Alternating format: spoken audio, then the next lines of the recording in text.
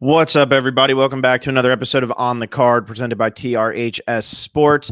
It is the first day of September, which means it is the first day of the month where we're going to have college football and pro football back.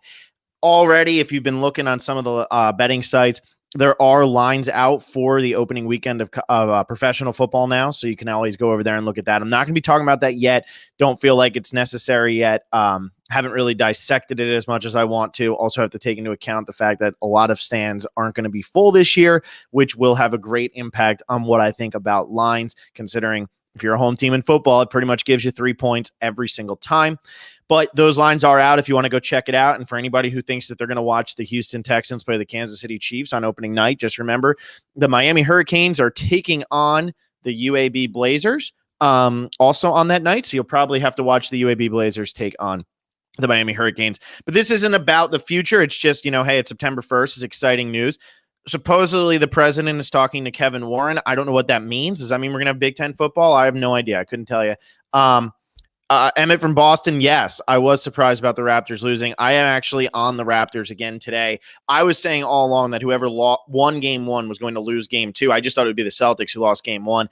Raptors shot like absolute garbage, but we'll get to that. Hey, we might even have Big Ten football, as I was just saying. Don't know what we're actually doing. Don't know what's going on in the world at all. I just know that we have a slate of games today, and I'm going to give my best bets across all of the major sports. We'll start off with the MLB. Also, I just want to say this too. If you follow me on my website, I'm 13-4 in my last 17 bets. Now, why is that record so much better than the record here? Well, the record here, a lot of the lines change by the time the morning comes. So if you follow me on my website, I'll be able to get somebody at 29.5 points. And then the next morning, they're up to 32.5 points. It's a big difference. They might fall. They might middle that, which isn't good. Also, I tend to do a few more bets over here on this podcast. So make sure you follow me on my website, betonphilwood.com. On a pretty good hot streak right now. 13-4 in my last 17 bets. Went 3-1 yesterday. I know I didn't do an episode of On the Card. So if you were following me over there, you went 3-1. All underdog bets, too. We had Chris Paul over 20.5, no problem. PJ Tucker over 6.5, no problem. And what was the other one I had? The Bruins was a loser. Oh, and then the Royals under 2.5 runs, which, boy, did James Karinchak want to make that interesting, but ultimately went under. So if you're not following me over there, make sure you do. We had a pretty good day the last time we were on the card. Colorado, San Diego over 12.5. Colorado did that themselves. They had 13 runs in that game. Jamal Murray went for 50. Mike Connolly went for 20-something. Boston and Toronto went under. Kyle Lowry got pulled because they're getting killed, went under 25.5. So pretty good day across all things. I've been taking the Colorado Dallas for NHL over every single time. My website is betonphilwood.com, Jose. That's it. Betonphilwood.com. I have been taking the Colorado Dallas over every single time, and I know that they're not actually playing today. I'm talking about NHL now, Stars and Avalanche. I've taken it all 5 games, and I have won all 5 games. I don't know why Vegas isn't changing the number. Neither team can play.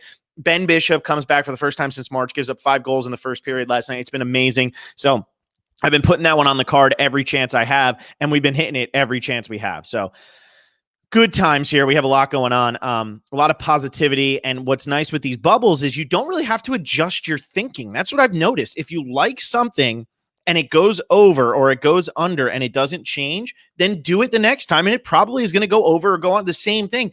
I've been saying this, if you have a 7-game series in the bubble, because there's no difference between games, and it does go 7 games, if you like a side and that side is the proper side, you're probably going to go 5-2 because there is no difference between the games. And in some cases, you'll go 5-0 in 5 games. But anyway, I'm going to start with today's.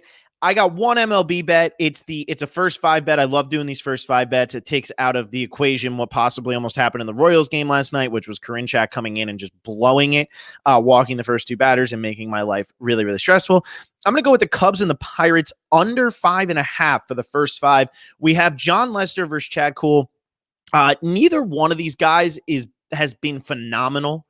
John Lester of late has been very okay. Gave up 8 hits to the Tigers, only 1 run in his last start. Gave up 8 runs to the White Sox, and that was a game we were on the under. Gave up 5 runs to the Brewers. I don't like the Pirates offense, though. And then also I look at Chad Kuhl, and he actually has been pretty good, which makes me think that in this game, he's given up 1, 1, and 3 in his last 3 starts, 6 innings, 5 innings, and 5 innings. I like him to be able to get the job done here and this go under 5.5 for the first 5. That's a pretty low number. I know Cameron Church is over here saying only have to worry about the Cubs bats. Yes, you do have to worry about the Cubs bats, but in 5 innings against Chad Kuhl, Cole hasn't given up, and I don't even know if I'm saying his last name right. I have watched some of his starts, but normally I'm watching baseball with the sound off because I'm just watching it. But if you look at his starts, he's given up 7 earned runs in 6 starts. That's pretty good. The most he gave up was 3 to the Reds, and the Reds bats have been alive lately. 3 runs to the Reds in a 5-inning start, a 5-inning appearance. So I actually kind of like him to come in here and get the job done under 5.5 runs. I think Lester finally gets back onto the right track. Maybe has one of those games where he only gives up 2 or 3 runs, or 2 or 3 hits, in the first 5 innings. And I like Cole to keep them low. So I'm going to go with the under here, 5.5 runs for the first 5 between Chicago and Pittsburgh. That's my only MLB bet. My last couple MLB bets, what am I? 1, 2, 3. I'm 3-1 in my last 4 MLB bets over here. Like I said, if you've also followed me on my website, under 2.5 runs for the Royals hit yesterday. So that's also a nice little winner. Let's go over to the NBA. I already said this at the top here because Emmett from Boston, who I'm assuming is a Celtics fan, said, "Yo, Phil, were you surprised about the Raptors losing?" And yes, I was. And I'm going to go ahead, and I've been saying this the entire time, so I'm not going to change my mind now. Whoever won game 1 of that series was going to lose game 2, and the Celtics are going to lose game 2. It wasn't good defense by the Celtics in game 1. It really wasn't. It was horrible offense by the Raptors in game 1. Wide open shots, not falling. Siakam was horrible the entire game. That's not going to happen again. It happened once. It's not going to happen again. We saw this too. The Raptors and the Bucks always seem to play bad in game 1 of their series. Now, last year, the Bucks went up 2-0 on the Raptors, and then the Raptors came back, but they were playing each other. So the Raptors looked bad, and I guess the Bucks got to look good. But we saw the Bucks yesterday not look good against the Heat, and we saw the Raptors look atrocious against the Celtics. The Raptors and the Celtics are much closer than that first game says.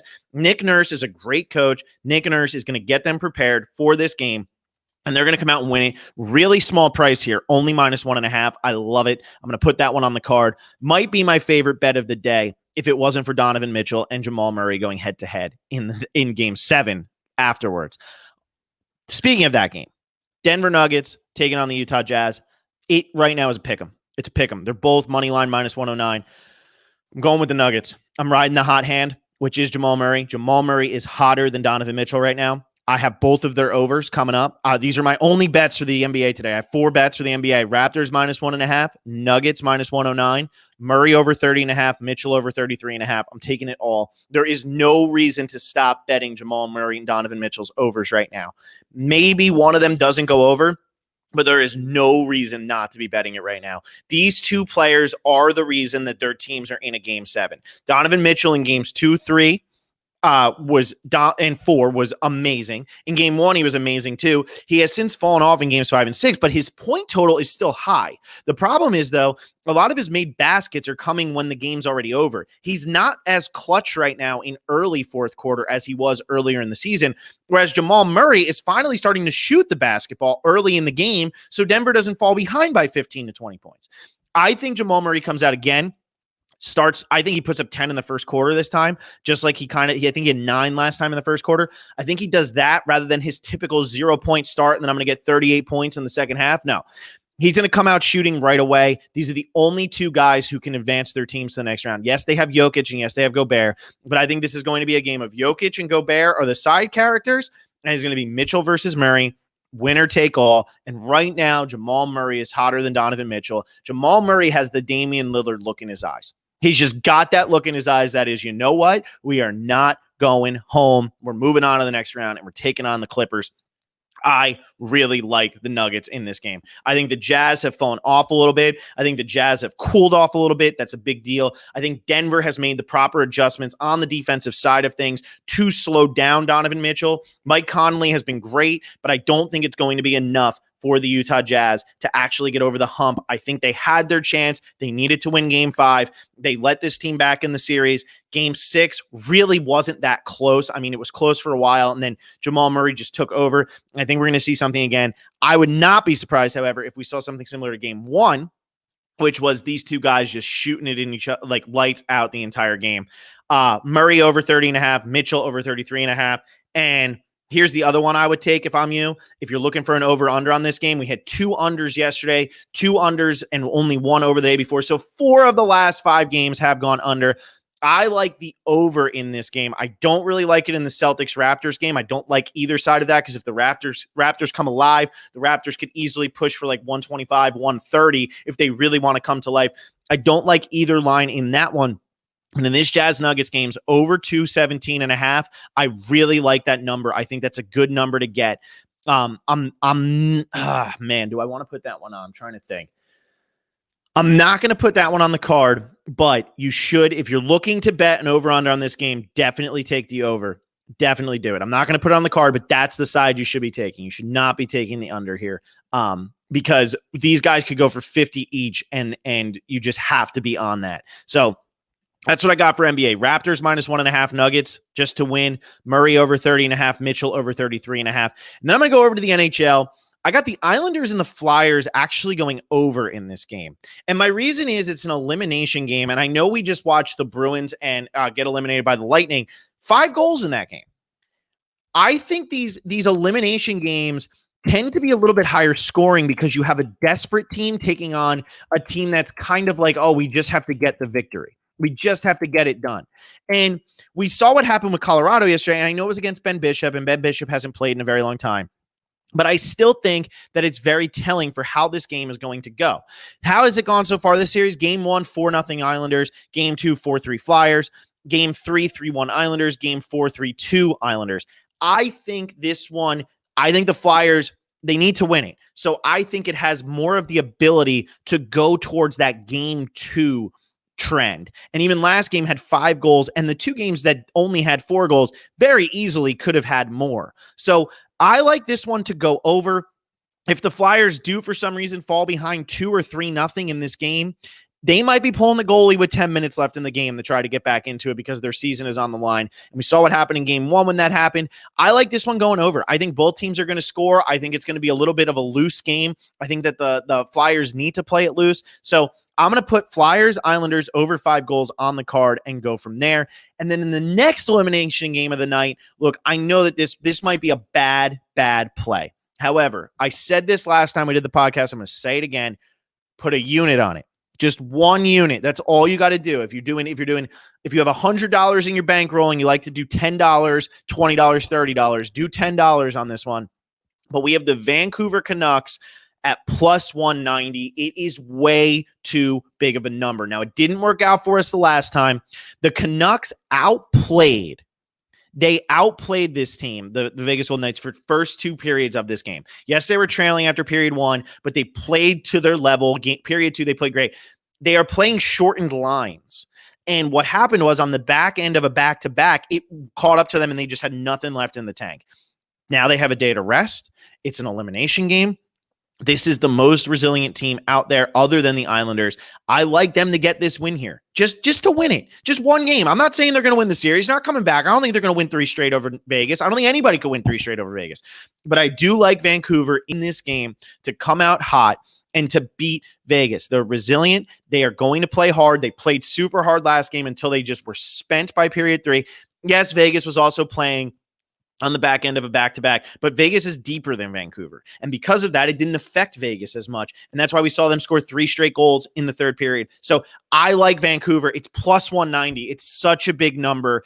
I mean, you got a team facing elimination down 3-1, not in a 1 versus 8 series. Like, we are talking the 4th best team in the West versus the best team in the West, or the 5th best team in the West, whatever. You have to be on this in an elimination game. You have to. I don't see why it's such a big number. And maybe I'll be coming back tomorrow going, it was close, but we didn't get it. I was on the Bruins yesterday. That didn't work out. But I actually like both teams tonight, the Flyers and the Canucks, to both keep the series alive. I think we're going to have 3 game 6s in the NHL. And I still think at least one of these teams is going to somehow come back and win it in game 7 and move on to the next round. Probably going to be Colorado, probably not going to be Vancouver. The Islanders are a little too good for Philly, but I still think we're going to see a 3-1 comeback in the Stanley Cup playoffs. So that's what I got for the card today. That's all I got. I guess that comes to 7 bets, which is pretty, that's a good amount, but Chicago, Pittsburgh, first 5, under 5.5. Raptors -1.5. Nuggets to win. Murray over 30.5. Mitchell over 33.5. Canucks at +190. Just put a unit on it. And the Flyers, Islanders over 5 goals.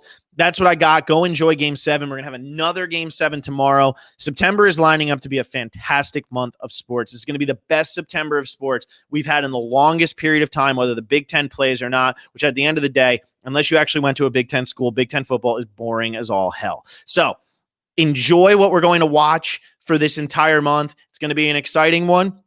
Starting off with a Game 7, starting off with 2 elimination games in the NHL. I mean, it doesn't get any better than that. It really doesn't get any better than that. And I'm going to keep talking to Russell. He got his $870 or whatever he won the other day on the over in the Denver Utah game. I'm going to keep talking to Russell. He's going to be following along. He's been winning. I think he's up like $2,200 or something right now. So he's having a great time of it right now. And we'll see. I think I'll probably be back tomorrow, but just in case I'm not, follow me on my website, betonphilwood.com. Make sure to follow me on Twitter. It's right down there at Phil Wood Jr. If you have any questions or comments on any other games, let me know. And I'll see you next time on the card.